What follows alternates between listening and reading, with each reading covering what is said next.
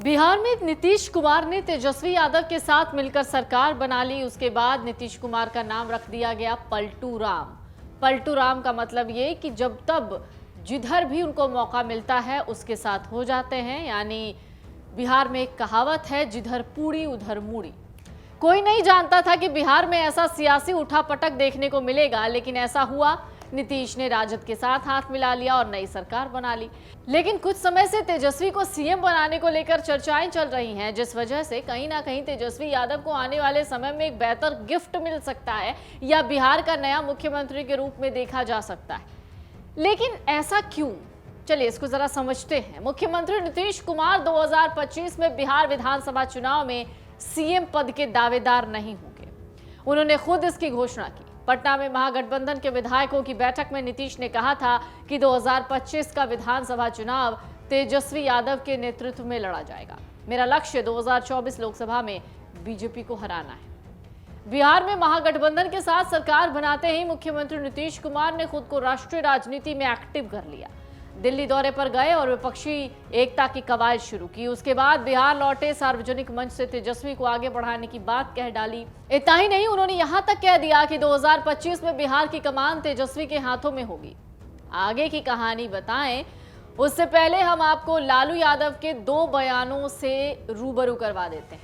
28 सितंबर 2022 को पार्टी के राष्ट्रीय अध्यक्ष पद चुनाव के लिए नामांकन करने के बाद लालू यादव ने पत्रकारों से बातचीत की। लालू यादव ने पत्रकारों को कहा, जब पत्रकारों ने एक सवाल पूछा कि क्या वो चाहते हैं कि तेजस्वी यादव बिहार संभालें, तो लालू ने कहा बिल्कुल।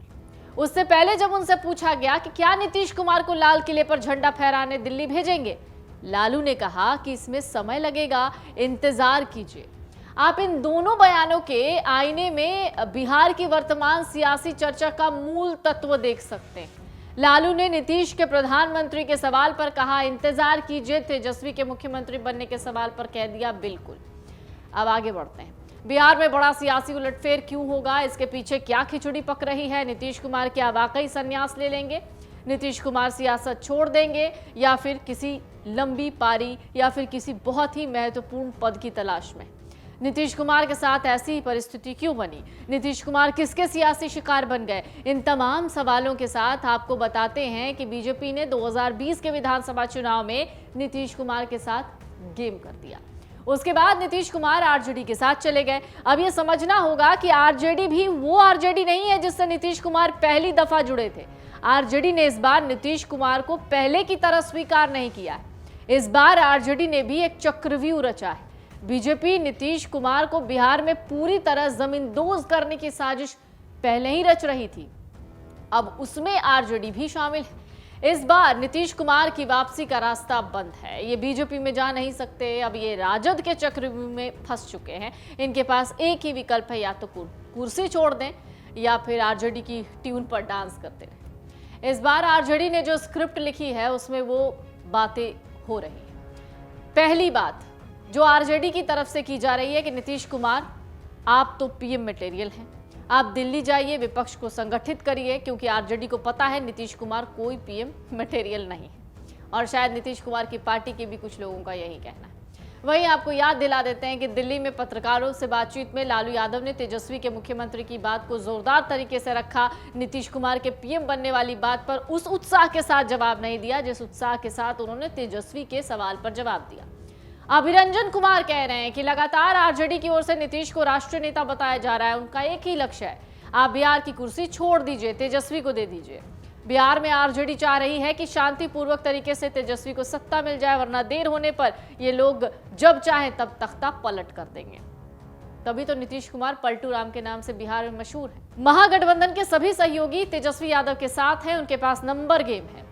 उन्होंने कहा कि अगर नीतीश कुमार प्यार से कुर्सी नहीं छोड़ते हैं तो आरजेडी की ये योजना भी है कि तोड़फोड़ करके तेजस्वी को सत्तासीन किया जाएगा। हालांकि आरजेडी इसे बचकर निकलना चाह रही है ताकि ये काम ना करना पड़े। आरजेडी ने अपनी प्राथमिकता में रखा है कि नीतीश कुमार को हम लोग पीएम मटेरियल बोलेंगे। जेडीयू के वरिष्ठ प्रवक्ता रहे हैं नवल शर्मा। इन दिनों महागठबंधन की सियासत पर नजर है उनकी। नवल शर्मा कह रहे हैं कि बिहार की राजनीति से नीतीश कुमार की छुट्टी होने वाली है। बिहार में माइनस नीतीश कुमार के लिए परिस्थितियां पक गई हैं। तेजस्वी यादव को 119 विधायकों का समर्थन है। अब तेजस्वी को मात्र 3 विधायक चाहिए, जो वो किसी भी क्षण ले लेंगे।